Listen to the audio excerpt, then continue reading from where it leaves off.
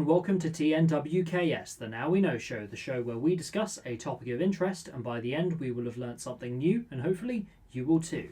I'm Zak.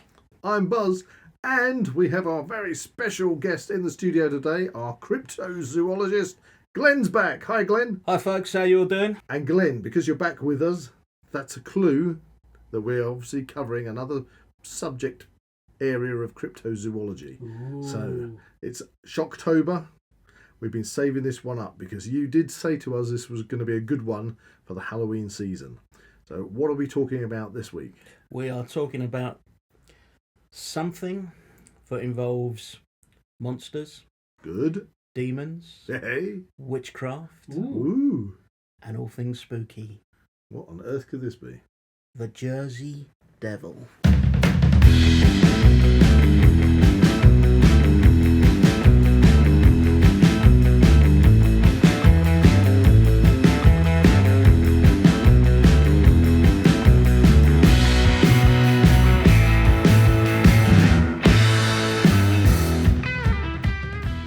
If you enjoy the Now We Know show podcast, support Zak Wylde Productions on Patreon or join our members on YouTube for early access, ad-free content and exclusive episodes. However, before we start, we've got our new segment. Well, it's not so new these days, is it? No, we've done it a few times. Done it a few times, but it's the first time that Glenn's been in the studio for this one. It's called Weird and Wonderful. So we choose a weird and wonderful, or weird or wonderful story that might have been in the news over the past week.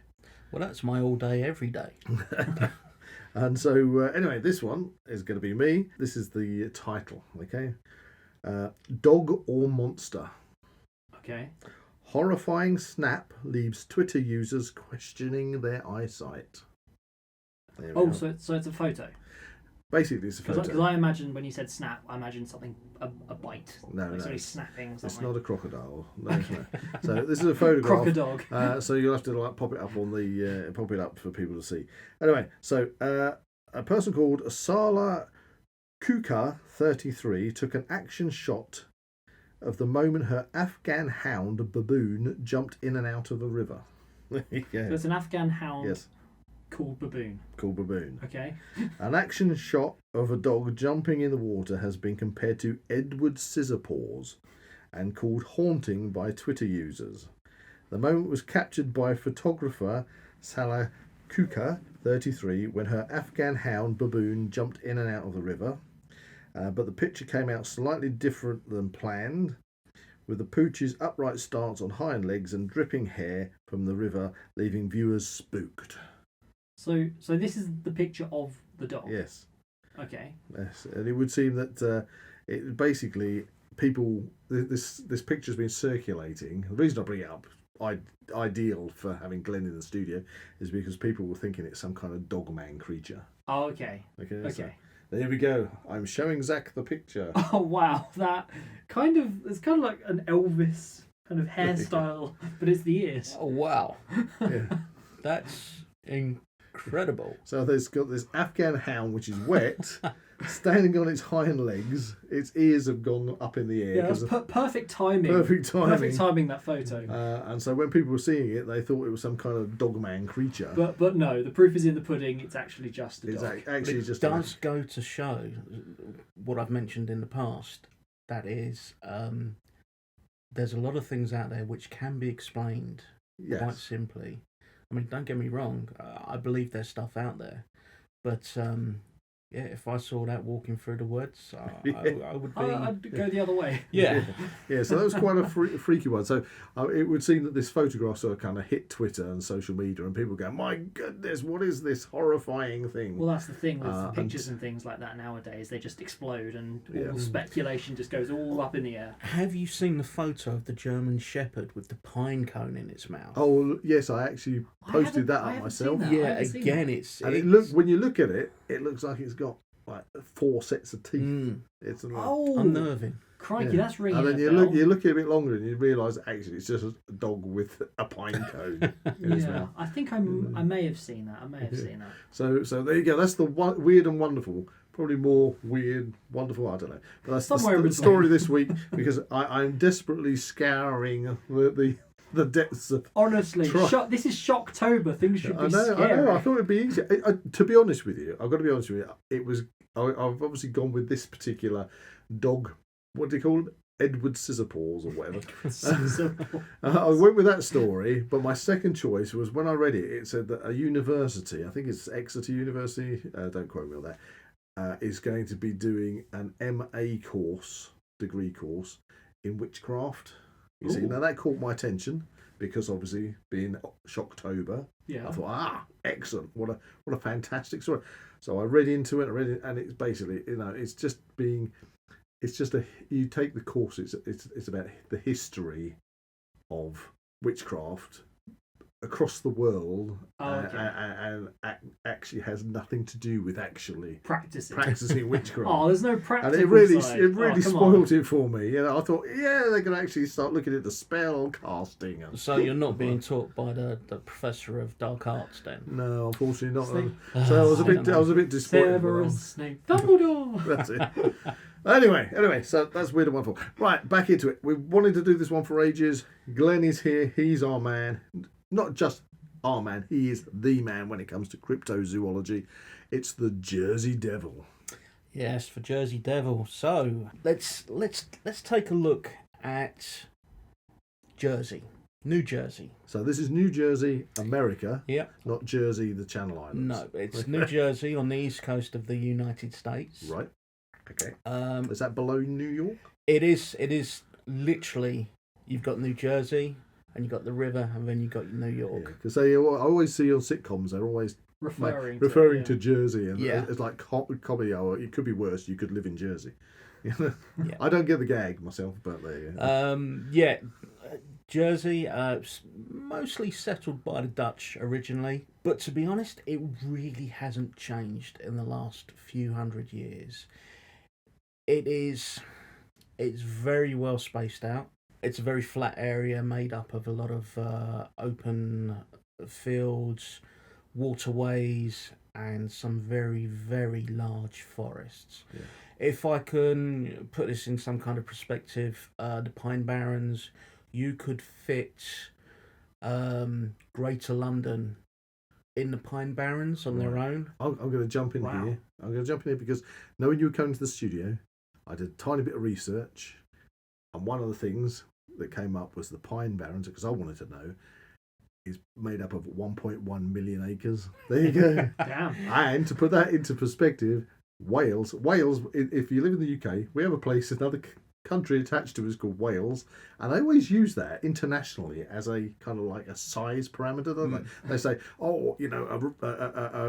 area of rainforest was logged twice the size of Wales, or there was a flood in India which flooded an area the size of Wales. It's always the size of Wales. Wales is just over 5 million acres, so we're talking about a fifth of the size of Wales. Yes. There you go, which is a sizable chunk of land. Certainly is. It's a pretty cool name, the Pine Barrens, isn't it? The Pine Barrens, yeah, I like that, the Pine Barrens. Yeah, anyway, so we got this massive place that is, I take it, is it heavily populated? Not really, no. It's made up of a lot of small townships where you've maybe got each town, maybe 200 to 300 homes dotted around. That's not many. Really. Yeah, no, it's not. You've got the cities along there. The main one which runs along the Delaware River. Right. Now, the Delaware River actually goes between New Jersey and Philadelphia. Right, okay. And on the way over here today, I suddenly had this crazy thought. Now, the situation behind the Jersey Devil, it all happened within a stone's throw of the Delaware River. Right, okay. And I'll go into this a little bit further in a moment, but if for some reason this had happened just a little bit further west, it would have been called the Philly Devil. The Philly Devil. Not the Jersey Devil. The Philly Devil. But anyway. So what is the Jersey Devil? and how long has this Jersey Devil been around? So the Jersey Devil has been around since 1735. So was this first reported by people that have obviously gone to America and settled? Settlers, that's the word I'm looking for. Depending on what story you want to believe. I was going to say, is it in the Native American folklore? It's not, no. So in 1735, there was a family. The mother was called Jane Leeds, or Mother Leeds, as she was known. Some people believed she was a witch. However, people who knew her didn't really go for that. Mm-hmm. Now, Jane and her husband, they had 12 children, which was a lot, even for them times. And then she fell pregnant again. They lived in the Pine Barrens. They lived literally on the banks of the Delaware River, right, in the Pine Barrens area. Going back to that time, there would have been far less people. Yeah. I mean, it's now a city where Right. they are. Back then, it would have been a small settlement. Uh-huh. And where they lived is actually still there, and you can go and visit it. That's cool. That's really cool. Ooh. Yes. I've not been there. I will get there one day. I have been to New Jersey. I did a little bit of wandering around, but I was just there on a layover for a couple of days, so I didn't get to see as much as I wanted to. But yes, anyway, the Leeds family, they lived in this small cabin near the Delaware River. 12 children, 13th on the way. Now, for whatever reason, the story goes that on the night she went into labour and gave birth to the 13th child, she cursed the child. Right, she cursed the child. Yes, that's Why how would the you do story that? goes.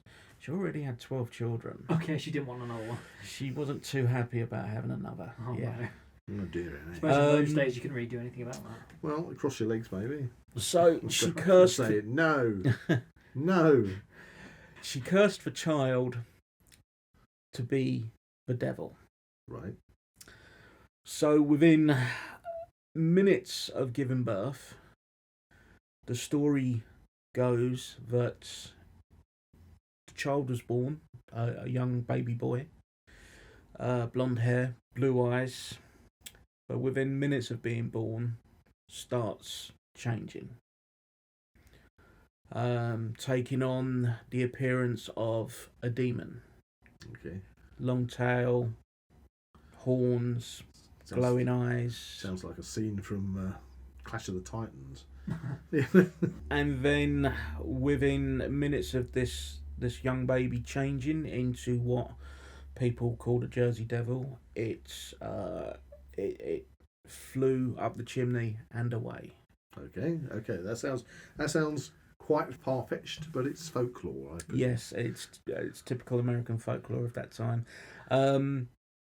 From immigrants, obviously, not traditional American, Native American folklore like Sasquatch or Wendigos, that kind of thing. Not much is known after that. It's possible that if any of this story had any truth to it, that the family actually changed their name. Okay, well, that's quite a common thing because people used to do that quite a lot in the past. You have people that have got very similar surnames, but people would change their name. So, for example, if somebody in their family was tried for murder and they wanted to disassociate themselves from them, they'd respell their surnames in order to, oh no, that's not our family, because they've spelt it different. Yes, You know, yeah. so people were very much into changing their names to disassociate themselves with things. So with the Jersey Devil, you mentioned it had horns. I've heard through a documentary called The Search for the Jersey Devil that it actually has been seen and looks, maybe sometimes it has got horns, sometimes it hasn't. Could you go into a bit more detail on what it looks like? Yeah, it's funny you should say that, because there's been lots of artist impressions over the years of the Jersey Devil. Some without horns, and others have described it as being your typical black magic goat that you would see Oh, alongside the pentagram. Right, okay, you're conjuring up a picture where you see the goat's head with the devil horns. And I'm assuming you mentioned it flying up the chimney, so are we talking like bat-like wings? Bat-like wings, yes. Okay. And that will take me into a little bit later when I give you a possible theory that I've come up with. Okay. Not just me, to be honest. Other people have kind of come up with the same theory of what it might have been, instead of an actual child changing. Well, the story, as compelling as it sounds, very much as it sounds like a folklore type of story, but you're obviously leading us on to the fact that this thing has been seen multiple times over many years. Multiple times over. So yeah, so a few hundred years. So obviously that's the basis of this supposed story of where it's from. But physically, are we talking about that sounds very metaphysical, kind of supernatural being? Whereas, I mean, are we talking more of an actual physical thing that people have seen and then associated with that story? Quite possibly. Or could it be like that picture of that dog, that it was a picture that somebody saw and they just interpreted it that it's some kind of weird devil creature, maybe? Absolutely, yes. I was on the way to school one morning, and it was a very misty morning. Me and my friend walking through the woods, and a white German Shepherd came out of the mist, and it looked very much different while it was approaching us through the mist. That's Stevenage for you. There was also another incident, well, not really an incident, but something that happened when I was a kid. Different woods, same town, Stevenage. But there was a few of us walking through the woods together, and we saw what we thought was a large dog crouching on the ground like it was stalking us. Me being the kind of person I was like, I take charge. I'm like, right, everybody just get to a tree and get up the tree if you can. And it was just a simple case of, I'm going to absolutely kill this pronunciation, but pareidolia, where you see things, but it's just a log or a bush or a tree. Yeah, it's when you see something and the mind wants to make sense of it. Yeah. And so, you'll see it and your pictures mind, something fantastical. Yeah, and you'll say, oh, there's a person, and it happens to be a tree stump. And in this instant, it was a log. It was a log. It was a large log on the ground. Well, it might not have been a dog, but it still had a bark. Sorry about that. We're here all week. I'm here all week. Yeah. Still had a bark, yes. Anyway, so Jersey Devil. Right, this thing, has it attacked anybody? Are there any incidences of people going missing? I mean, is it just something that pops up and scares people? The only thing that's really been reported over the years is livestock being taken. Nothing too big, usually just chickens, small sheep, goats, that kind of thing. But no humans, well, I'm not going to say no humans, a lot of humans have disappeared in the Pine Barrens. Mm-hmm. Some of which is mob related. Mob related. I mean, you're right on the doorstep of New Jersey, the main area, and New York, and yeah, it's just a convenient place to hide a body. But there's, a lot of people just go hiking in the forest and they don't go prepared and they don't get seen. It does happen. Struck by misfortune. It does happen, Or is it the Jersey Devil? That's the question. So if it's been seen so many times, when people see the Jersey Devil, is it like Sasquatch? Is it like Bigfoot? Is it a brief glance, or has it presented itself? And people have gone, There's been a couple of sightings which I've looked into recently, which the creature itself doesn't appear to have moved. It's just kind of sitting there at night time.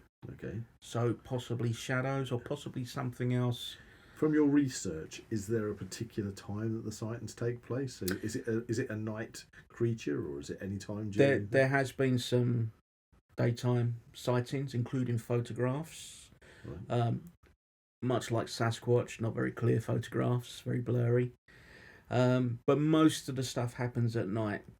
Interestingly enough, a lot of local people to the Pine Barrens, they will say it only appears every 7 or 13 years.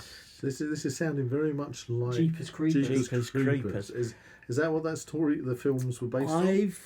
I have seen the Jeepers Creepers films, but I never really got into them. But going back to your question about what does it actually look like, Zach, it doesn't look anything like the guy from Jeepers Creepers, apart from the bat wings. Right, so we've got bat wings. So some people have said it resembles, I think, a wyvern dragon. Okay. If you're aware of what they look like. Yeah, that's got hind legs, but and wings, but no front forelegs. Yes, the Jersey Devil apparently does have arms as well as wings. Okay, so more demon-like. Yeah. Now I've looked into it and I've kind of filled in the gaps of what it looks like and the closest thing that it looks like to that we currently have on the planet. And I've also looked into other creatures which have existed. And the closest I've come to is 2 creatures. First off, one which is possibly extinct, which is a winged dinosaur called the Diamorphodon. Wow. Diamorphodon, well done for remembering. And possibly same kind of size that's been reported as well. I don't have a picture of a Diamorphodon, but I've done a quick sketch. Okay. If you want to. Oh, we like see a it. sketch. Oh yes. So a typical picture, Jersey Devil from folklore would look like the fella on the left. Okay. And so a Diamorphodon is. He's looking very relaxed. He's got his arms crossed. Oh wow, I really like that picture. Good artistry. Again, it looks like a big bat, but with the head shape, being bat surveyors, although we don't have this particular type of bat in the UK, it has a very similar look to a fruit bat. Yeah. Do you think? Okay. They have that. That People call them Close. flying foxes. That's a big, longer head. Close, but not quite. So there's another bat, which looks even more like the Jersey Devil, and that is the hammerhead bat. Right. Okay, yeah. Which grows to a similar size of the flying fox fruit bat. Oh, hang on a minute. Yeah, that's got a much bulkier square nose on it. That's right. Yeah. That's right. I got it. Do they have those there? Yeah, so is that a possible the explanation? flying fox, I think, is from Southeast Asia. Yeah. The hammerhead is from Africa, west coast of Africa. Right. But at the time when people were settling in America, there was a lot of ships going to and from, especially slave ships, that might have carried the bats on purpose or accidentally. I mean, I would have thought, well, let's put it this way, the trade in exotic animals throughout the centuries has been a thing, since Roman times, where they would collect, oddities or exotic animals that they could put in their amphitheatres, to present to the public, because people haven't seen these creatures before. Even for gladiatorial combat. Yeah, gladiatorial combat, when you've got the big cats, elephants and all the rest of it.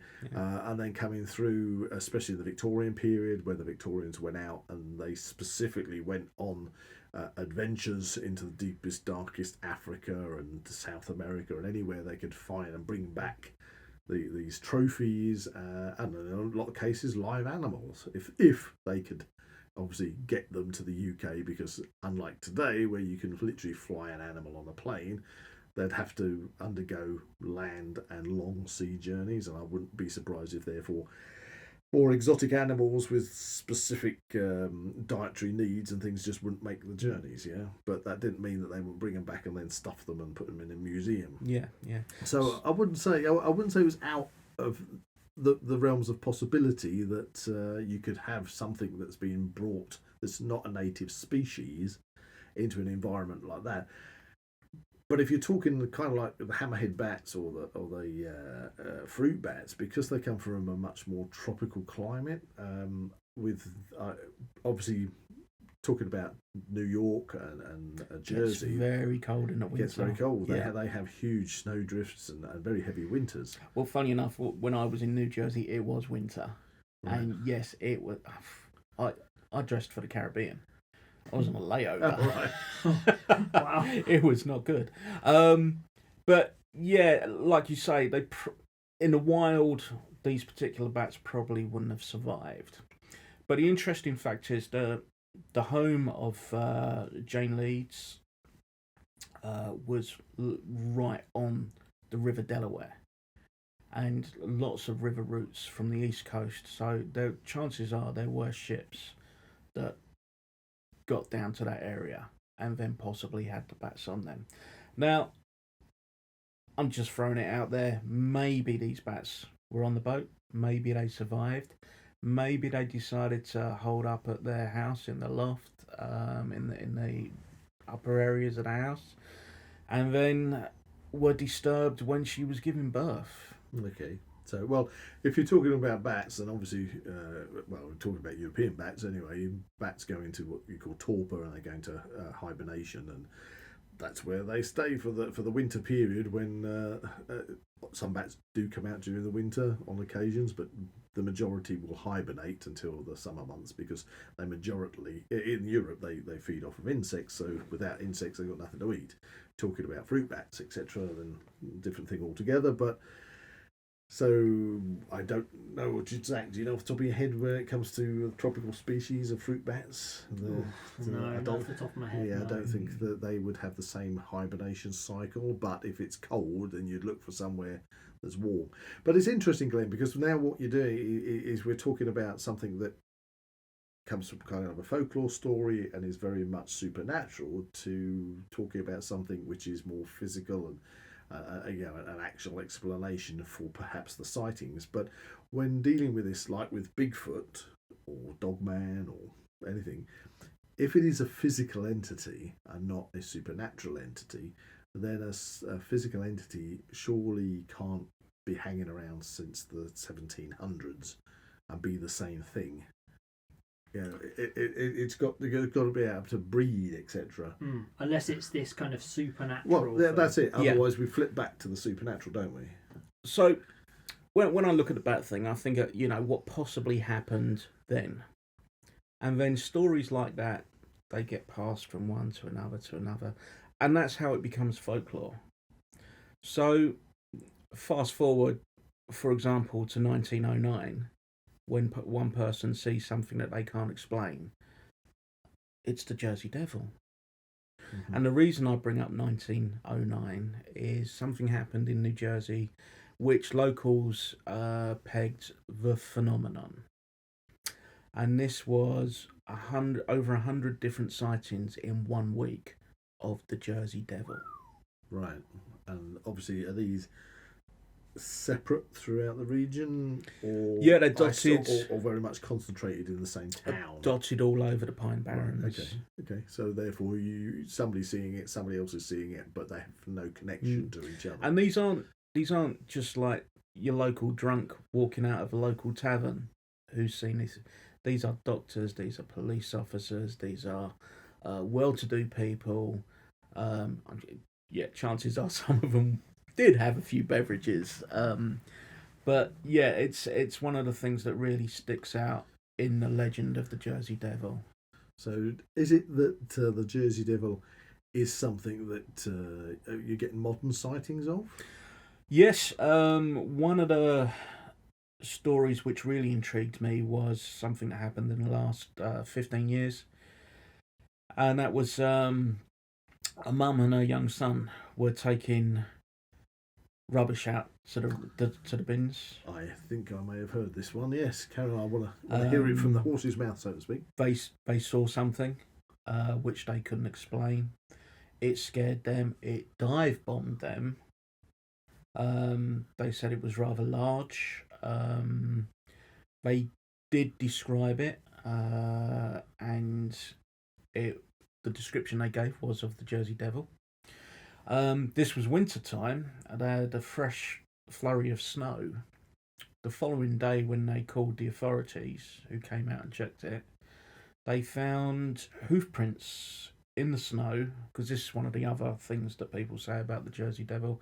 It's bipedal, and it's got hooves, not claws or feet. It's got hooves, and there was these bipedal footsteps going across the roof of their house. And there are photographs available to see of these hoof prints.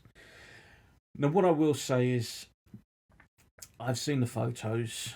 Yes, a couple of them look like it could be a hoof, but it also looks like a couple of them could be claws. Now, when you have a fresh flurry of snow, as you probably know, when you walk in it, it displaces the snow, which will quite often mess up the print itself. So yeah, it's an intriguing story, the fact that they both described the same creature independently, and they were both spot on.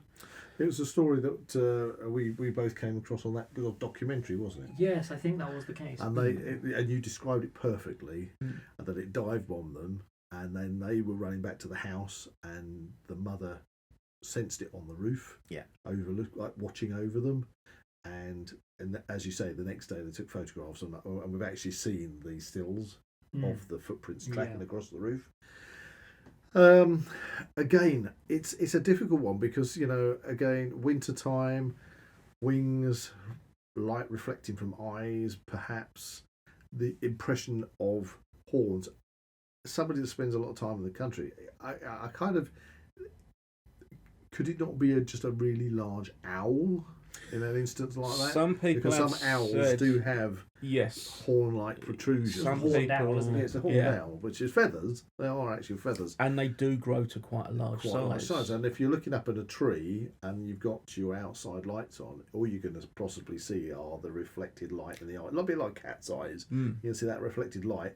If you spook it and it suddenly swoops down, oh man, you're going to run. And then if it did land on the roof, hops through the snow and flies off again. I'm just wondering.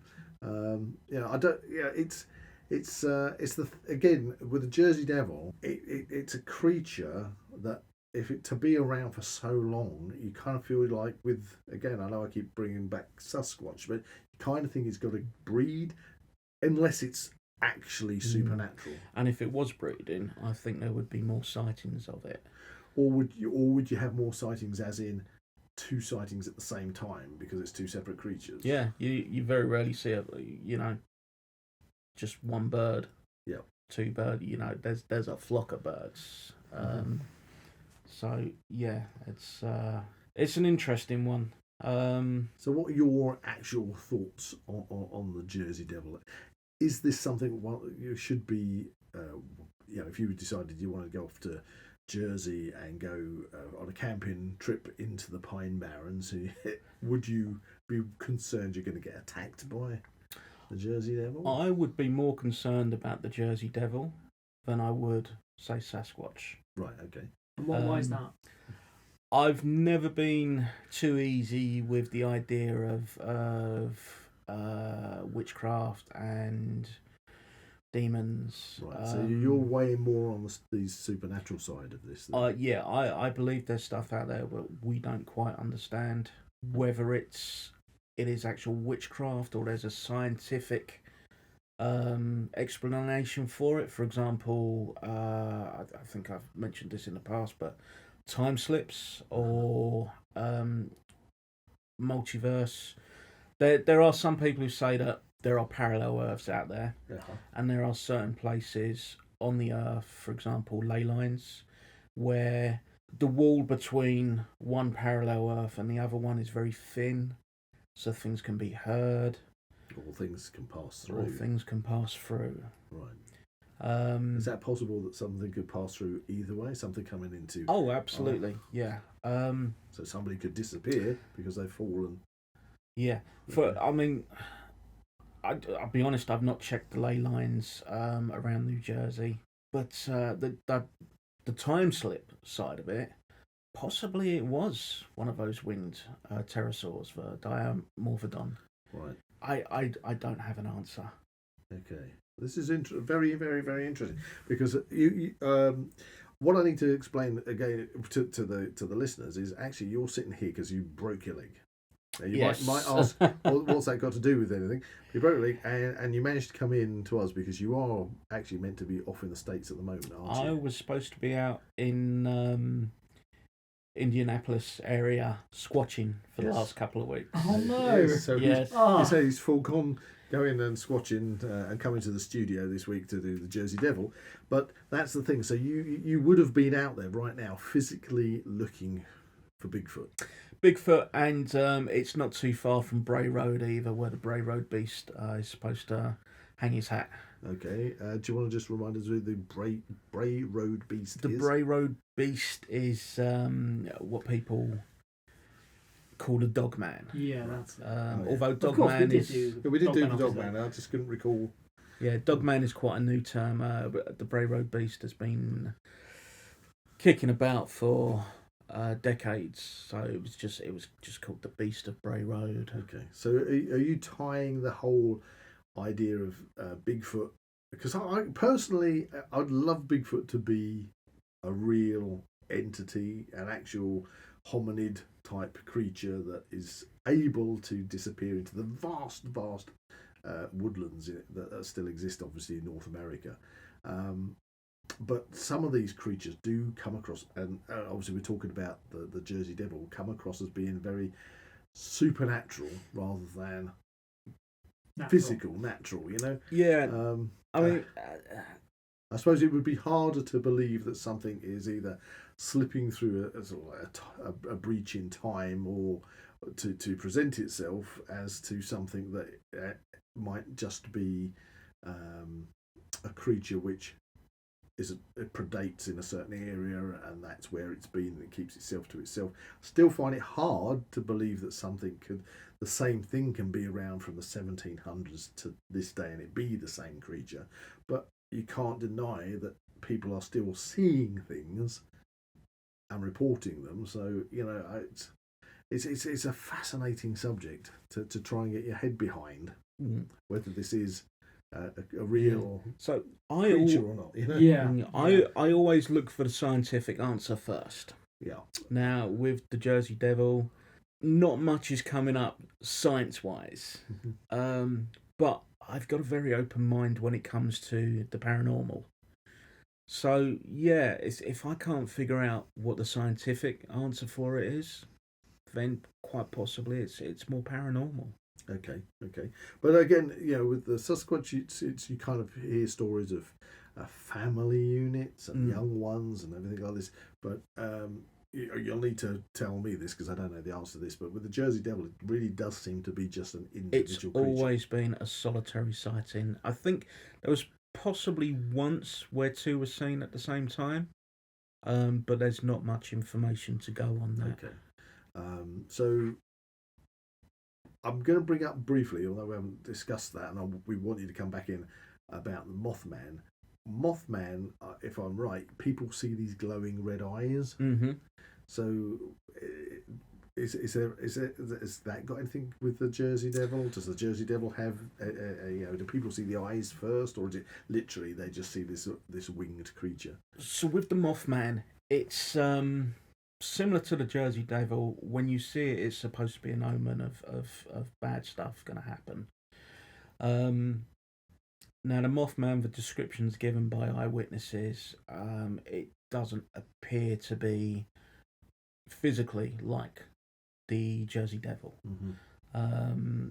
And again, like you say, it's people see the glowing eyes and they see wings which resemble moth's wings, whereas the Jersey Devil's wings are more bat-like. Yeah. But you did mention also that there have been reports of livestock that have been attacked. Yeah. I mean, you see, even in the UK, we get livestock that's been attacked, and people now put that down to being perhaps like the beast of Bodmin Moor and things like that. So these, it's not just, so when it comes to the Jersey Devil, has the livestock just vanished, or have they actually had carcasses and things left around, or have you found like half a cow hanging from a tree or something? No cows hanging from trees, but no remains of livestock have been found. Right, so we are therefore, if you're associating that with this creature, that would immediately say this is a predatory animal or predatory creature. Yeah. I mean, that needs to feed. Yes, yeah. There are other wildlife in the New Jersey area as well. Bears for one. So that could be an answer to the livestock going missing. I know there are deer as well that are in that area. So if somebody was walking through the forest or on the edge of a road or something, maybe saw a deer's head with horns, could they suddenly sort of mistake that and think, oh, I've had a couple of beers, I've just seen the Jersey Devil. Yeah. Well, I have found this, I think it's quite an old picture of what the Jersey Devil could have looked like, and to me it doesn't look that threatening. It kind of looks like a winged giraffe. Well, that's interesting, because that's not too dissimilar from what you've sketched out yourself. Yeah, so that was one of the very early sketches done for the newspapers. Now, artists back then, especially for newspapers, they were under pressure to get it ready for copy. So that is kind of like a deer body and a legs. Horsey giraffe with wings. Long neck. Almost. It's got that kind of hammerhead type camel head. That looks like a camel head. The only difference seems primarily to be the fact that doesn't have horns or antlers. Yeah. And it has like a forked tail as well, which is quite cool. Well, I think there's artistic license, isn't it? Possibly. I mean, it does seem to have the soles on horses' hooves that you have those metal horseshoes. It's been shod. Yeah. Okay, so there's a Jersey Devil turfs up at a blacksmith's once in a while, just to have its. Can you reshoe these for me, please? Thank you. I won't eat you, I promise. Interestingly, one of the eyewitnesses, going back quite a long time now, was Napoleon Bonaparte's brother. Okay. Okay. There's also been some crazy stories about somebody claimed to have seen it rowing down the Delaware River in a little boat, and somebody else claims to have seen it making out with a mermaid on the banks of the Delaware River. I think that may have been one of those people that was drinking. They were very, very drunk. Very drunk at the time. Yeah, but I'm still intrigued, because there was this report recently, as you say, in the past couple of years, where the mother and the son were dive bombed by something out of a tree, which did land on their roof, and it did leave the footprints. Unlike saying footprints on the ground, there was just, and I saw the photographs that we've already said about it, but there were bipedal footprints across the roof. And although I mentioned about an owl, I don't think an owl would have left that track. No, it was. And I think if an owl was going, unless it was a very big owl, because I think there was 6 inches between each. It would have to be an extremely big owl, but also an owl that takes off when it takes its wings out and beats its wings. You'd imagine there'd be some kind of disturbance in the snow from that, which there wasn't. So it's kind. I've got this personally. I've got this weird feeling about the Jersey Devil. Yeah. I kind of feel on one side of it very much it's kind of a folklore story and people making incorrect assumptions, seeing things, and it's not quite what they think it is. Yeah. But then you suddenly have something like that thrown in the mix, which is so eyewitness, so real, and with evidence left behind, that you kind of think to yourself, well, it's got to be in something. Something was in the tree. Something scared the mother and the son enough to make them run like hell to the house. Something flew over them and landed on the roof, and then they got into the house and wouldn't come out again, and they heard it on the roof, and the following day the husband took photographs of this track across the roof. Something was on the roof. Yeah. Yeah. So that for me is the real physical feeling that something is there. So what you need to do is try and quantify what the heck that creature was that did that. Well, I'm going to throw something else into the mix now, and I'm not sure how much to believe this or not, but just under 200 miles up the coast from New Jersey, the Pine Barrens, is a place called Plum Island. Plum Island. I've not heard of that. Oh, it might have been mentioned in that documentary we saw. It's not ringing a bell. Go on, tell us more. Tell us more. It's a military/scientific place that deals with cross-hybridization and animal diseases. Oh, hang on, you're ringing a bell there. Yeah, I think it is. That animal disease centre. In a place called Montauk. Right, so So not that far. So am I getting the hints now that you're going down the line that perhaps some hybrid creature has escaped from Well, there? yeah, they've not been too good on their security over the years. Stuff has been found washed up on the shores on the mainland, just off of Plum Island. When you say stuff, the remains of creatures which people can't identify. Yeah, I think in that documentary they said it could have been a dog that's obviously lost all its fur. Yeah. Do you remember that, Buzz? oh, hang on a minute. Yeah, they found something on the beach. That's right. And But that's not the first time that's happened. yeah. Ooh, okay, Something I didn't know that. very similar also happened, I think, in the late 70s or early 80s. Right. And the creature looked very similar to the more recent one that's washed up. Right. Yeah. Now you've tweaked my memory now, and it was there was this kind of sort of You couldn't quite tell what it was. hairless Yeah. thing with quite large fangs. Yeah. Yeah, so there was now. So this you've is what I done- was you've saying thrown- earlier you've about so- having you've got those to- books. You can find stuff out You've- from... You've gone on throwing something else in the mix Mm. now. Yeah, interesting. So it could be folklore of a creature that what you're suggesting is then an actual physical creature or creatures that have escaped from a government research centre, have found their home there, and of course then people are spotting them and associating them with the legend of the Jersey Devil. Yeah. Now, if they're crossbreeding creatures in that place, which quite often they do, sometimes the side effects of crossbreeding is, I'll give you an example. If you crossbreed a tiger and a lion, Yeah, you get liger. you get a liger, which is... I thought they were sterile, though, or were they not? I'm not sure, but Okay. I Just mean, interesting, yeah. it's an apex predator the size of a horse. Yeah, I've seen them, massive. Aren't Yeah. Oh, yeah.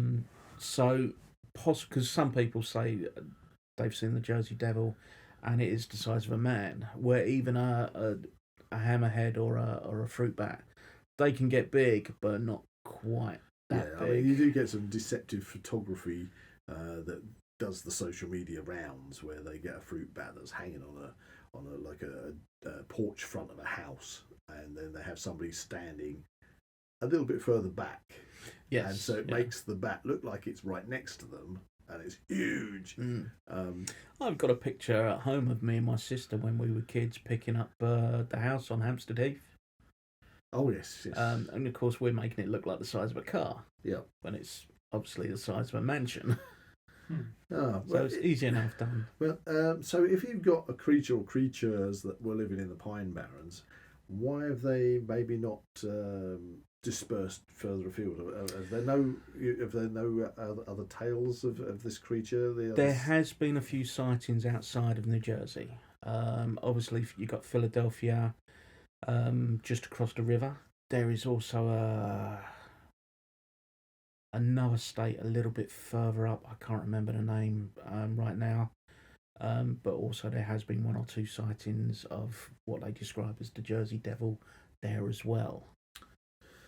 Right. Is this something? I know you were meant to be squatching at the moment. Is this something that you would be happy to go and try and track down, or I get the impression you're sitting there in the studio, giving us kind of like the feeling that you'd rather prefer to stay away from. Yeah, it's a bit of an uneasy feeling whilst Yeah, talking I mean, Bigfoot.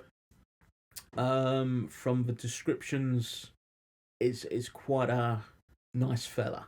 Right. You know, Yeah. I would be happy to Yeah. sit around a campfire and share a beer with a guy. Okay. But Jersey Devil, once you start getting into witchcraft and demonology, it has that more supernatural Yeah. kind of feel to it, doesn't it? there's stuff out there Do you think which it's- I'd rather not mess with. Right. Do you think it's kind of like tweaking on that that primeval kind of superstitious area of the mind, where people go, oh, just in case, when some people, they won't go into a graveyard at night because it makes them feel uneasy.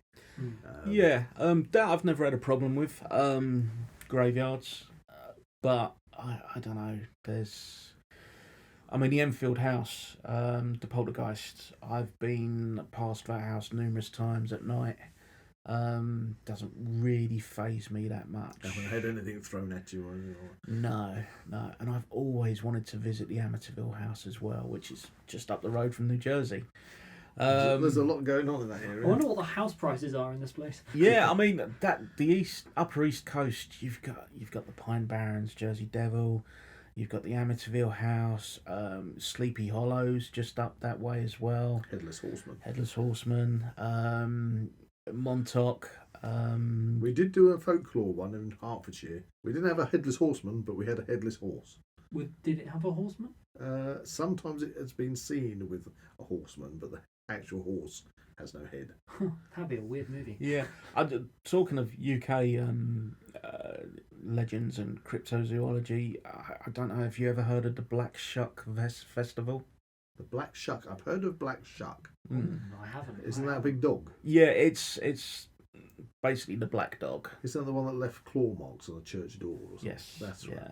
Yeah. So I would like to hit up that festival at some point next year. Oh, interesting. Wow. Do you have any ideas when that's held? I can't remember offhand now. I've got it on my Facebook, so it reminds me every once in a while that it's coming up. Podcast opportunity. Well, yeah. If we're going to talk about the UK folklore things, I've always been really interested in the Lambton worm. Oh, yes. If you've ever heard You've of mentioned that before. Yeah. I've always wanted to go and visit the hill at Lambton and the story behind that, because it's one of those odd things, and I remember it from my childhood because we actually did.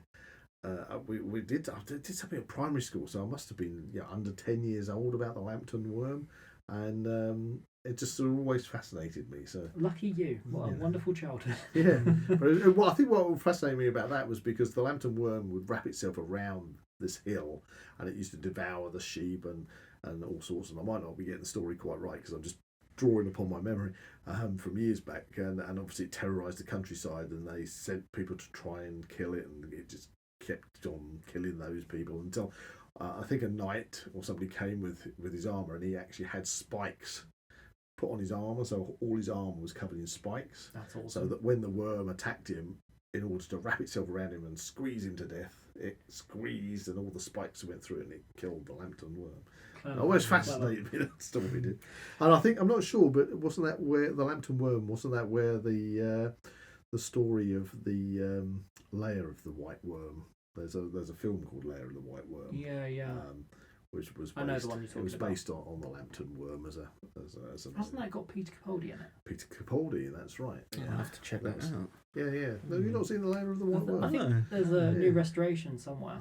It's a kind of a twist on vampires, isn't it? Yeah, from what I recall, yeah. It's kind of vampire. And what was that one with? Who played? I'm going to kick myself for not remembering the lady's name. Servalan. Oh, Jacqueline Pierce. Jacqueline Pierce, yes, and she did one that was called Reptile. The Reptile. Yeah. The Reptile. So it's kind of has that kind of similar feel to it, I'm going to have to get that. Yeah. Anyway, we diversified. No, that's all right. That's also talking of the black dog, there has been black dog sightings in the Pine Barrens as well, and there's also been sightings of the ghost of Captain Kidd. Captain Kidd, Yeah. the pirate. Since we're sort of rounding off this particular podcast, it seems we're talking about the Pine Barrens. Have we never had any Sasquatch or Bigfoot sightings There there? have been sightings, yes. Right. So Bigfoot hasn't said, sod that, I'm not going I'm not going in there. That's Not- when you get not the where that- crossover movie, Bigfoot versus... versus the Jersey Jersey Devil. Devil. Not going in there while that stupid batty thing's in there. Well, Sci-Fi Channel will probably be on that Yeah, after they hear yeah. this. Yeah. Oh, fantastic. Well, Glenn, absolutely honoured that you could come in. Really sorry that you weren't actually spending your time swatching over in America right now. But it's been fantastic having you in the studio. And it seems a fascinating subject, the Jersey Devil. And obviously the whole concept of the Jersey Devil is going to continue as long as people are going to make sightings of it. Yes, yes. So, Would you like to come back Of to course. talk about something else? Absolutely. Any ideas?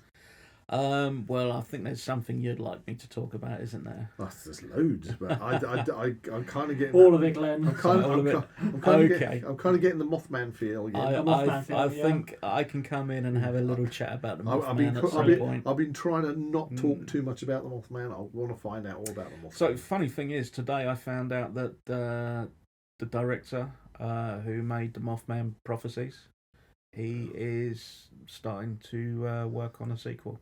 Ooh, oh, right. I didn't even know there was a film called The Mothman Prophecy. Oh yeah, it's Richard Gere. Oh, hang on. There's a film I saw advertised on the horror channel. I think it was called The Blood Beast Horror or something with Peter Cushing or something. It was like a British movie, but it had like a moth creature. All The right. Blood Beast Terror. The Blood Blood Beast. Beast Does that ring a Terror? bell with you? Any bells? I have heard of it. Yeah, that's something that not I've seen heard it. of and I want to see for a while, but I haven't managed to find it. Right. Well, to round up, before you go, Glenn, we have a little bit where we need to choose. Oh, the topic for our next exclusive episode for our patrons and YouTube members. So what we do is we have our very authentic Oh, Deathstalker. Sherlock Holmes Deathstalker. I can guarantee this is actual, used to belong to Sherlock Holmes I himself. used to have a Deathstalker. And in here there's the remaining episodes that we haven't drawn from past Now We Know Show podcasts, and we need you to choose one of these so we can do our special edition. Right, so if you dive in, have a rummage. Right. What are we going to be talking about? Oh, this works very well. Okay. Oh, yeah? Episode 23. 23. Well, Vampires. Oh, That was last Shocktober. wow. Oh, brilliant. So everybody out there, you've got to listen to this because I guarantee it won't suck. Couldn't have asked for a better ending there, really, could we? No. That beat my my Bark joke about the log. I should have said its bark was worse than its bite. That's what I should have said. Anyway, brilliant. Thank you for coming in, Glenn. You're very You're welcome. a star. If you enjoyed this podcast, please like and subscribe to this channel and comment below any suggestions of topics or activities you'd like to listen to in future episodes. That's a devilish goodbye from Buzz. That's a batty goodbye from Zak. And a very happy Halloween and good night from me, Glenn Sharp. You can find the Now We Know Show podcast on YouTube, Spotify, Amazon Music, and Apple Podcasts. Keep up to date with everything ZWP on Facebook and Instagram, or visit the Zak Wylde Productions website at www.zakwyldeproductions.com. And remember to join us on Patreon or become a YouTube member for early access content and exclusive episodes.